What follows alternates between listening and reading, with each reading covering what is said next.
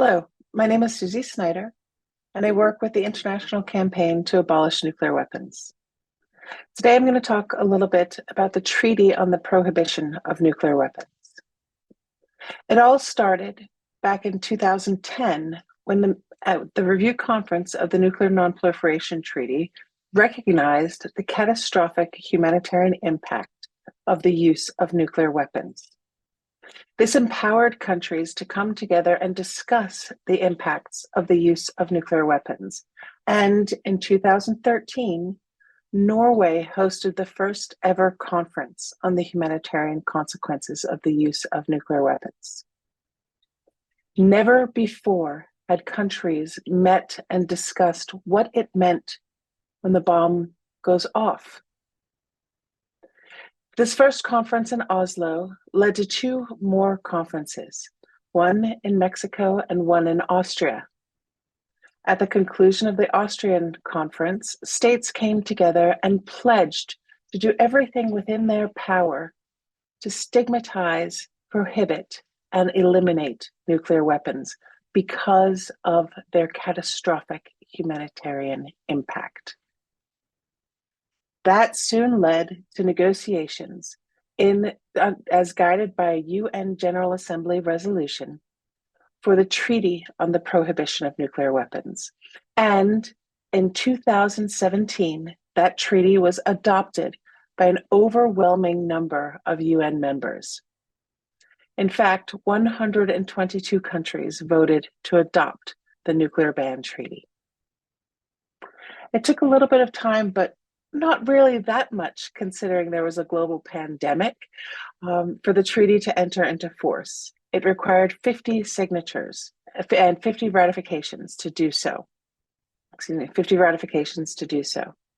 And the treaty entered into force in January of 2021. As of that moment, nuclear weapons were, for the first time, comprehensively prohibited. So what is in the Treaty on the Prohibition of Nuclear Weapons? Let me tell you.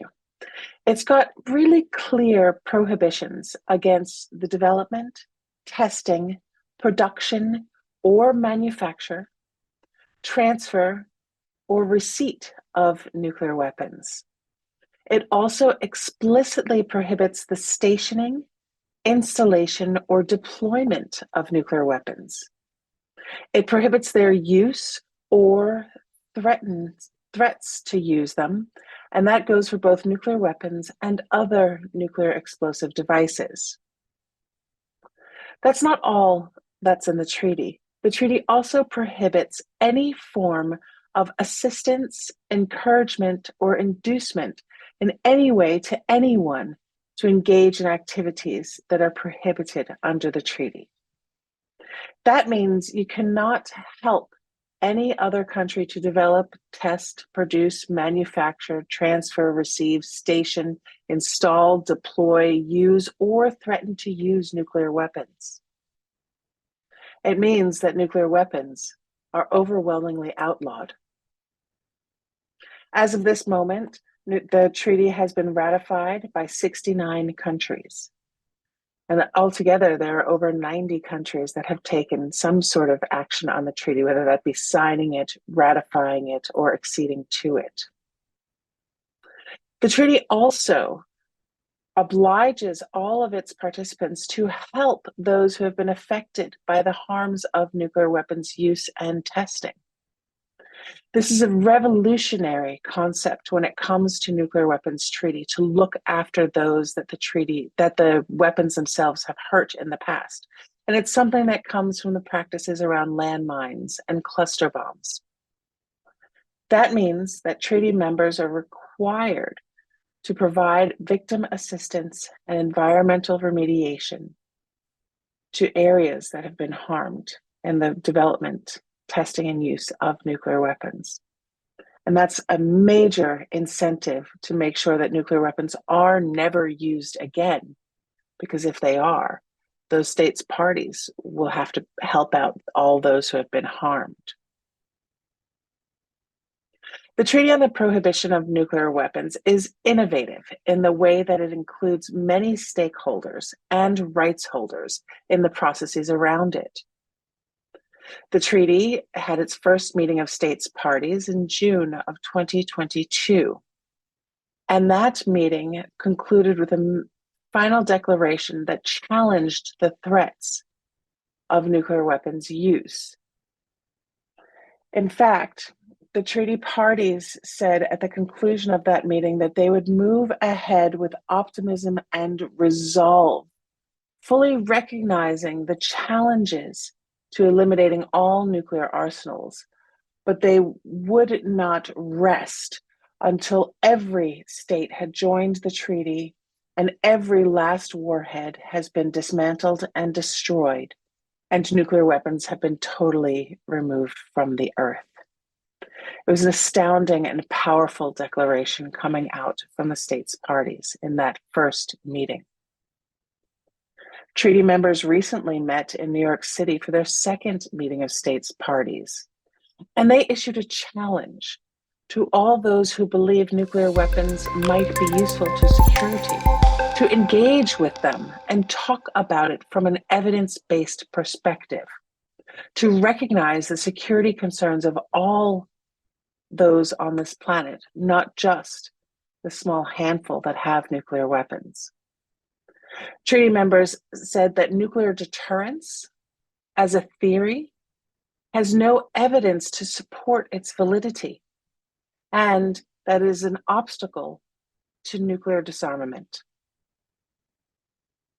The Treaty on the Prohibition of Nuclear Weapons is the most inclusive nuclear disarmament discussion that has ever taken place.